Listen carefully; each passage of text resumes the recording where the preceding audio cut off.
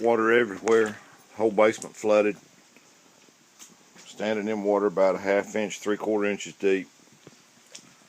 Water on the wall, soaking into the plywood.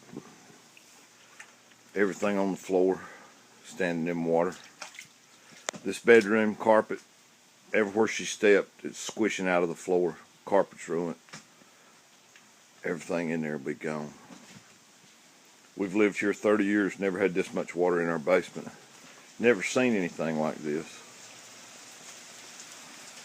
It's running through the basement and out the door. Creek behind our house, usually 6 foot wide, probably 100 feet wide now.